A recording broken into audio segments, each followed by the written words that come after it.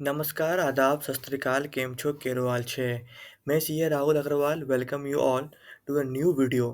आज हम लोग किसी चैप्टर का तो रिवीजन नहीं करने वाले हैं बट जैन 25 के लिए जो सीए इंटरमीडिएट में टैक्सेशन का पेपर आया था, उसका सॉल्यूशन को डिस्कस करेंगे। इतने दिनों के बाद मतलब 15 जैन को आया था पेपर और आज डिस्कस कर रहे हैं। It's never too late. तो आज हम लोग सबसे पहले डायरेक्ट टैक्स का रिवीजन सॉरी उसका हम लोग एक डिस्कशन कर लेंगे। लेकिन जीएसटी वाला पार्ट, वो जो पार्ट है वो मेरा एरिया नहीं है, मेरा इनकम टैक्स वाला एरिया है, तो मैं उसको डिस्कस कर लूँगा और मैं एक-एक पॉइंट को डिस्कस करूँगा कि किसमें क्या होगा और क्या नहीं होगा। एमसीक्यू वाला पोर्शन हम लोग इसके बाद नेक्स्ट वीडियो में लेकर आएँगे। तो आज हम लोग डिस्क्रिप्टिव वाला पार्ट को हम लोग कवर कर लेते हैं। तो यह रहा क्वेश्चन पेपर जो आपके पास होगा फॉर्च्यूनेटली। तो चलते हैं, एक बार हम लोग क्वेश्चन को एक बार हम लोग एक-एक करके देखेंगे और हर एक एडजस्टमेंट को हम लोग आपको बता के चलते जाएँगे।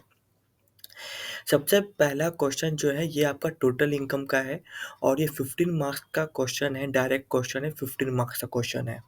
तो सबसे पहले हम लोग एक बार स्टडी करते हैं, क्वेश्चन को रीड करते हैं कि क्या-क्या है। मिस्टर रोहित है जो रेज़िडेंट इंडिविजुअल है जिसका एज 65 ईयर्स हो रहा है, मतलब ये सीनियर सिटीज़न है, ठीक है? एक क्वालिफाइड मेडिकल प्रैक्टिशनर है और उसका यहाँ पे इनकम एक्सपेंडिचर अकाउंट दिया हुआ है। तो सबसे पहले क्या-क्या दिया हुआ है, सबसे पहले हम लोग एक-एक करके देखेंगे। कंसल्टेंसी फ़ीस से कोई दिक्कत नहीं है, इनको सैलरी मिल रहा है केयर हॉस्पिटल प्राइवेट लिमिटेड से। तो इनका ये सैलरी इनकम में जाएगा, तो इसको यहाँ से हम लोग हटा लेंगे, इसको हम लोग यहाँ से लेस करेंगे। रेंटल इनकम आ रहा है हाउस प्रॉपर्टी से, वो भी पीजीबीपी का पार्ट नहीं बनेगा, इसको हम लोग यहाँ से रिमूव करेंगे। और ये डिविडेंड जो है, यह भी जो है हम लोग का इनकम फ्रॉम अदर सोर्सेज़ का पार्ट है, इसको भी हम लोग यहाँ से हटा देंगे। एक बार हम लोग क्वेश्चन का रिक्वायरमेंट को पढ़ लेते हैं कि क्वेश्चन क्या माँग रहा है। अच्छा, नीचे में कुछ एडजस्टमेंट भी है, उसको भी हम लोग देखकर चलेंगे।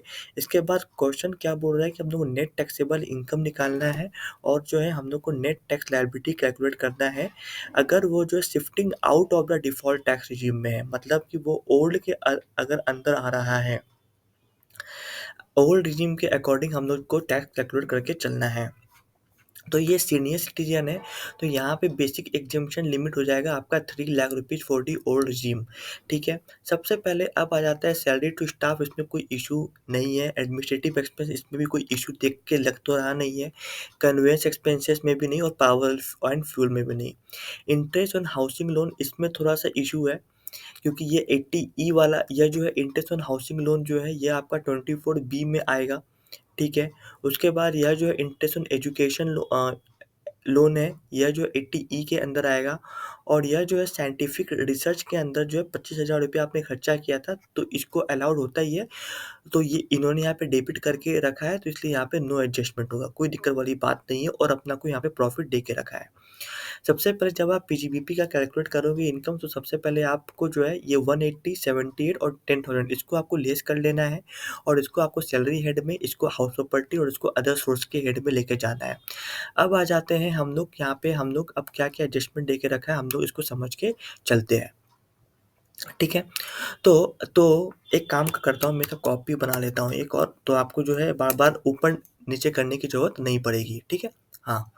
अब जो है यहाँ पे क्या है, यहाँ पे हम लोग को बोला जा रहा है कि वो पार्ट टाइम काम करते हैं, पार्ट टाइम काम करके चलते हैं हॉस्पिटल में और उनको जो है बेसिक पे है और ट्रांसपोर्ट अलाउंस है। ट्रांसपोर्ट अलाउंस से ब्लाइंड वाले लोग को कुछ एग्ज़म्पशन मिलता है, आदमी एकदम ठीक है तो 15,000 रुपए उनको जो है पर महीना का मिल रहा है। तो कितना सैलरी उन लोग को मिल गया, उनको पूरा सैलरी कितना मिला 180, तो 180 में से 50,000 आप लेस कर लोगे, 1,30,000 रुपीज़ आपका जो है सैलरी है में टैक्सेबल होगा। तो पहला पॉइंट जो हम लोग का क्लियर, हम लोग का ये हो गया, तो हम लोग जो है इस पॉइंट को हम लोग यहाँ पे टिक आउट कर देते हैं, ठीक है? अब सेकंड पॉइंट आ जाता है हम लोगों का कि यहाँ पे जो है उसका सन, मतलब इस डॉक्टर का सन जहाँ वो काम कर रहा है वहीं पे उसका ट्रीटमेंट हो गया फ्री ऑफ कॉस्ट। अगर हम लोग किसी और से करवाते तो 1 लाख रुपीज़ चार्ज हो जाता।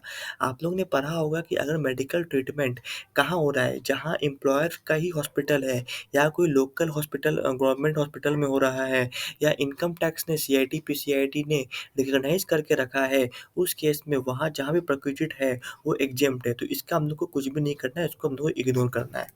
अब हम लोग का हाउस प्रॉपर्टी को लेकर यहाँ पे जो हम लोग का बात करके चल रहा है, चलिए हम लोग इसको समझते हैं। एक हाउस प्रॉपर्टी है जो 50% जो हम लोग का एसओपी है एंड 50% हम लोग का एलओपी है जो 1/10/23 से है। ठीक है, तो हम लोग को 6 महीने का इनकम जो रेंटल इनकम आएगा। अब यहाँ पे क्या है कि यहाँ पे रिकंस्ट्रक्शन हुआ है हाउस प्रॉपर्टी का 1/4/23 को स्टार्ट किए थे और 30 सितंबर 23 को कंप्लीट हो गया, मतलब 6 महीना में हो गया। ठीक है, तो रिकंस्ट्रक्शन है तो यहाँ पे एसओपी के केस में 30,000 तक का ही डायरेक्शन मिलके चलेगा। यह रिन्यूएबल रिकंस्ट्रक्शन एंड रिपेयर में 30,000 का ही लिमिट है एसओपी के केस में फॉर द ओल्ड रिजिम में।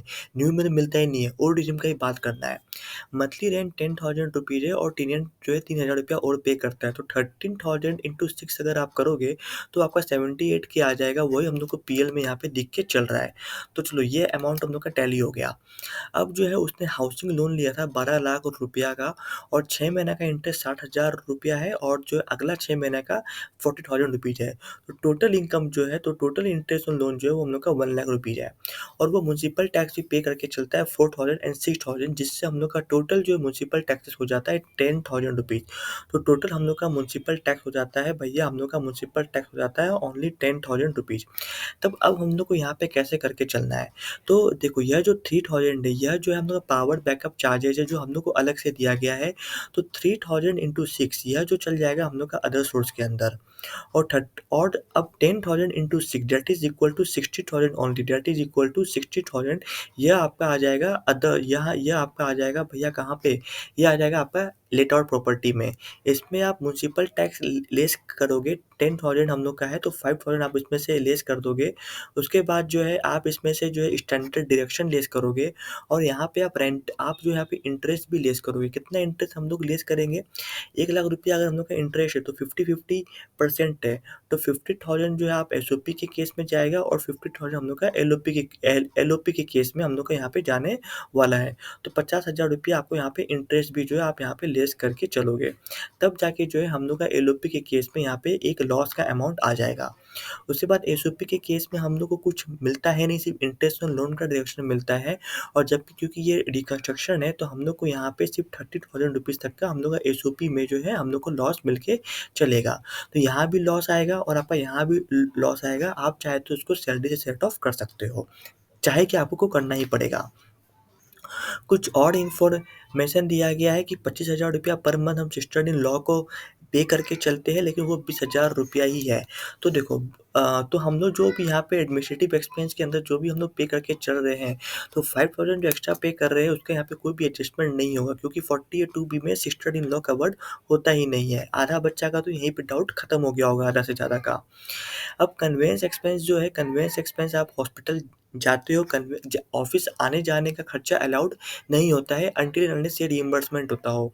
तो यह जो आपने ऐड वहाँ पे जो लेस किया हुआ है इसको आपको ऐड बैक करना पड़ेगा कन्वेंस एक्सपेंस में। और पावर फ्यूल जो है 6,000 रुपया, पावर एंड फ्यूल कहाँ जाएगा ये 6,000 रुपया? 3,000 गुना 6 जो हम लोग पावर बैकअप चार्जेस का बात कर रहे थे उसमें से आप ये 6,000 को आप इसको लेस कर सकते हो। एडमिनिस्ट्रेटिव एक्सपेंस में 10,000 म्युनिसिपल टैक्स है जो हाउस प्रॉपर्टी में हम लोग को मिलेगा, तो इसको हम लोग यहाँ पे ऐड बैक करके चलेंगे। चलो उसके बाद यहाँ पे क्या है कि यहाँ अब क्या है अब यहाँ पे क्लिनिकल इक्विपमेंट है। तो इस पे 1 लाख पे जो है आप at the rate of 1 lakh पे आप एट द रेट ऑफ 15% का जो है आप यहाँ पे डेप्रिसिएशन लेके चल सकते हो, कोई इशू वाली बात नहीं है। लेकिन यहाँ पे जो आपने फ्रेश परचेज किया है इन कैश, कोई भी कैपेक्स अगर आप 10,000 से ज़्यादा का है और वो कैश में करते हो तो वो अलाउड नहीं होगा, तो हम लोग को इसको इग्नोर करना पड़ेगा।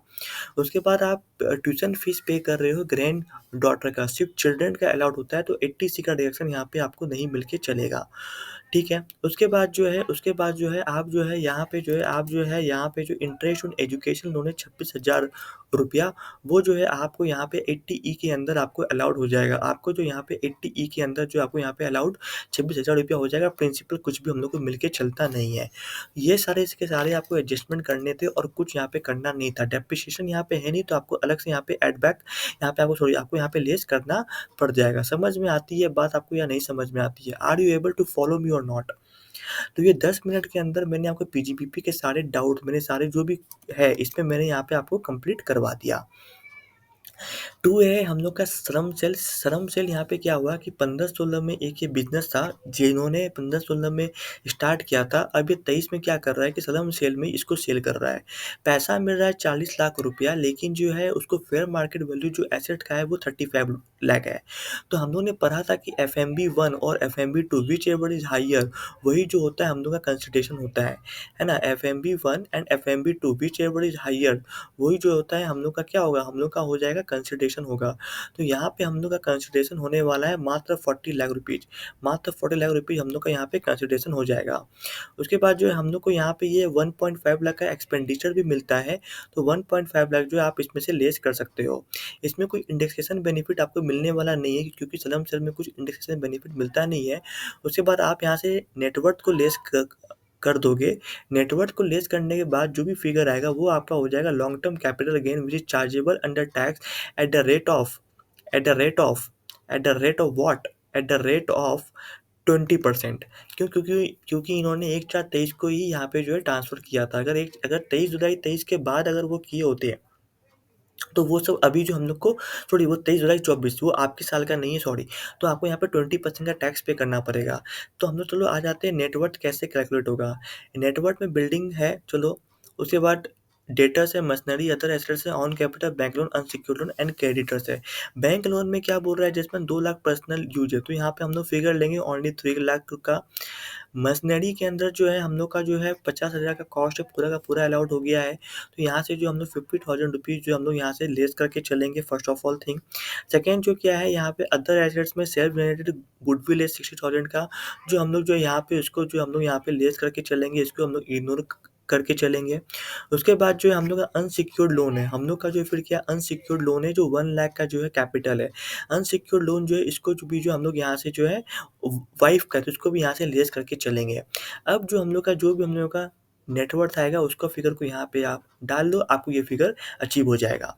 चलो अब आ जाते हैं हम लोग टीडीएस वाला पार्ट में। टीडीएस का क्वेश्चन बहुत ज़्यादा इजी था कि एक चार्टर्ड अकाउंटेंट या जो है चार्टर्ड अकाउंटेंट को पेमेंट कर रहा है जिसका 1.25 करोड़ का टर्नओवर है। तो इसमें जो है 194 जे के ऊपर ही इन्होंने जो यहाँ पे क्वेश्चन पूछ के चला है। तो यहाँ पे प्रोफेशनल फीस जो है 32,450 है, जिसमें कि जीएसटी इंक्लूड है। तो जीएसटी अगर आप 18% हटाएंगे तो 27,000 के आसपास का फिगर यहाँ पे आएगा। तो ये 30,000 से ज़्यादा हो नहीं रहा है। हर एक एक्सपेंडिचर अलग अलग हम लोग चेक करके चलते हैं, तो इस पर नो टीडीएस होगा। ठीक है, उसके बाद जो है इन्होंने कंप्यूटर सॉफ्टवेयर जो है क्लाइंट के लिए, तो इसमें रॉयल्टी पे कर रहे हो, 30,000 से ज़्यादा का है तो यहाँ पे जो है 10% का जो है आपको यहाँ पे करके चलना पड़ेगा। क्या यहाँ पे हम लोग को रॉयल्टी पे करके चलना पड़ेगा। उसके बाद फीस फॉर टेक्निकल सर्विसेज है जो 30,000 से कम का है, इस पे जो है हम लोग का कोई भी टीडीएस नहीं आएगा। ठीक है, नो टीडीएस। और अगर आप टेक्निकल कंसल्टेंसी, टीचिंग कंसल्टेंसी अपना बच्चे को दे के चल रहे हो, तो कोई भी पर्सनल एक्सपेंडिचर के अंदर, कोई भी पर्सनल एक्सपेंडिचर में 194 जे का टीडीएस नहीं आता है, ना ही 194 जे आता है, ना ही 194 सी आता है। दोनों जो है प्रोविजन यहाँ पे आता नहीं है। आपको मैं इतना फास्ट इसलिए बता के चल रहा हूँ क्योंकि ये सब आपका किया हुआ है, बस आपको एक बता दे रहा हूँ कि क्या क्या होता है। उसके बाद यहाँ पे बोला जा रहा है कि आपको माइक्रो स्मॉल का जो है डेफिनेशन क्या होता है। बहुत सारा बच्चा इसमें डाउट में आ गया होगा, वैसे मैं बता देता हूँ कि अगर आपका इन्वेस्टमेंट, माइक्रो के लिए इन्वेस्टमेंट अगर आपका 1 करोड़ के अंदर अंदर का है, और अगर आपका टर्नओवर जो है 5 करोड़ रुपए का है, अगर आपका टर्नओवर जो है 5 करोड़ तक का है, तो आप माइक्रो में आ जाओगे। अगर आपको स्मॉल इंटरप्राइज में जाना है तो इसको जो हम लोग जो है इसको 10 से मल्टीप्लाई कर देते हैं, तो ये फिगर 10 करोड़ का और ये फिगर 50 करोड़ का हो जाएगा। चलो अब आ जाता है यहाँ पे हम लोग को डेप्रिसिएशन कैलकुलेट करना है, बहुत ईजी वाला है। एक मशीन है जिसका कॉस्ट 4 लाख रुपया है, उसमें से 35 के अंदर 40,000 का आपको डिडक्शन मिल के चला है। तो 3.6 लाख का जो है आपका जो है यहाँ पे मशीन का कॉस्ट आ जाएगा, जिस पे आपको जो है 15% का रेट मिल जाएगा। उसके बाद एक लैपटॉप है जो आपको फ्रेंड से मिल गया है एज अ गिफ्ट। तो कुछ भी अगर हम लोग को गिफ्ट मिलता है during the course of the business, तो वो जो है हम लोग का इनकम टैक्स में पीजीबीपी में आता है। तो 1/22 को परचेज किया था तो 23-24 को जो है हम लोग को एसेट मिला है, तो इसमें से हम लोग 40% लेस करने के बाद हम लोग का वैल्यू आता है 36,000। इस पे जो है आपको डेप्रिसिएशन मिल जाएगा, ठीक है, 40% के रेट से।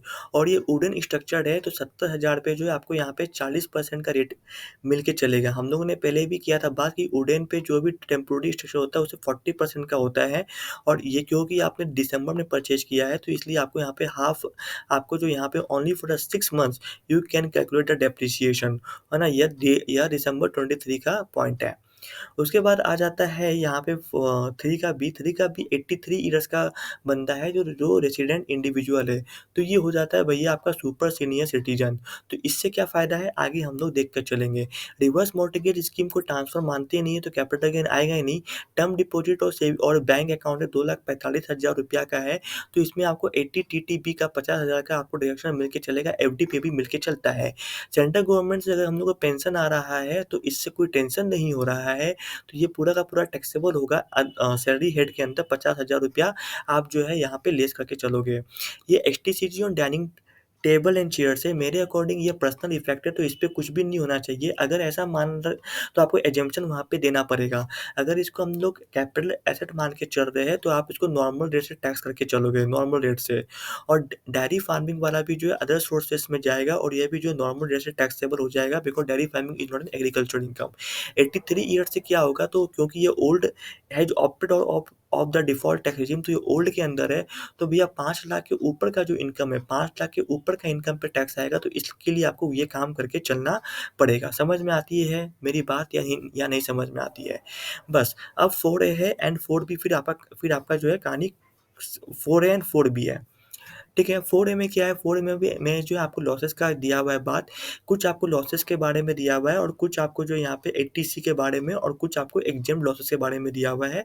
आपको यहाँ पे एक दिया हुआ है कि जो बिज़नेस से जो है 1,20,000 रुपए का आपको बिज़नेस लॉसेस है, उसके बारे में हम लोग को समझना है।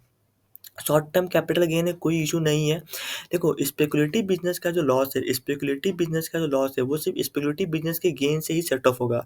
स्पेकुलेटिव बिज़नेस का लॉस जो है वो आपको स्पेकुलेटिव बिज़नेस का गेन से ही सेट ऑफ होगा, ठीक है? उसके बाद जो है आपका लॉन्ग टर्म कैपिटल गेन है और लॉन्ग टर्म कैपिटल लॉस है, तो जिसको आप सेट ऑफ कर लोगे। लॉन्ग टर्म कैपिटल लॉस जो है 1.4 लाख जो है आपके यहाँ पे ये सेव हो जाएगा, जो आपको जो है अगले साल कैरी फॉरवर्ड करना पड़ेगा। फॉर द 8 ईयर्स आप कैरी फॉरवर्ड कर सकते हो। ये बिज़नेस का जो लॉस है जो ये जो है गेन, इसमें से आप जो है 1.2 लाख जो carry forward of the business loss है, आप 1 लाख इसको यहाँ पे सेट ऑफ कर सकते हो। और जो है 20,000 रुपया जो है वो कहीं और सेट ऑफ नहीं होगा, बिकॉज़ एक लॉस जो कैरी फॉरवर्ड होता है वो सिर्फ़ सेम हेड में होता है, और ये 8 ईयर्स का है तो ये लॉस जो आपका लैप्स हो जाएगा, कोई भी यहाँ पे कैरी फॉरवर्ड आगे होके चलेगा नहीं। सैलरी का है, ठीक है, हाउस प्रॉपर्टी का जो लॉस है ये आपका यहाँ पे सेट ऑफ हो जाएगा और आपका ये सैलरी का इनकम हो जाएगा 1.2 लाख का, ठीक है। Share of loss from firm क्योंकि एग्जेम्प्ट होता है इनकम, तो लॉस को भी हम लोग इग्नोर करके चलेंगे। इन्वेस्टमेंट इन पीपीएफ है तो यहाँ पे आपको 21,000 का आपको 80C यहाँ पे मिल जाएगा।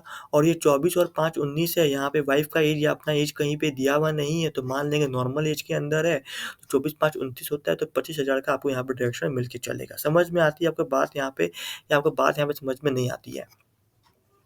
तो अब हम लोग को यहाँ पे पूछ के चल रहा है कौन सा लॉस जो है आप कैरी फॉरवर्ड कर सकते हो, वो आपको बता के चलना है। तो सबसे पहले स्पेकुलेटिव बिज़नेस का लॉस आप कैरी फॉरवर्ड करवा पाओगे, लॉन्ग टर्म कैपिटल लॉस आप कैरी फॉरवर्ड करवा पाओगे, बस यही 2 लॉस आप कैरी फॉरवर्ड करवा पाओगे और कोई लॉस आपका कैरी फॉरवर्ड होगा ही नहीं।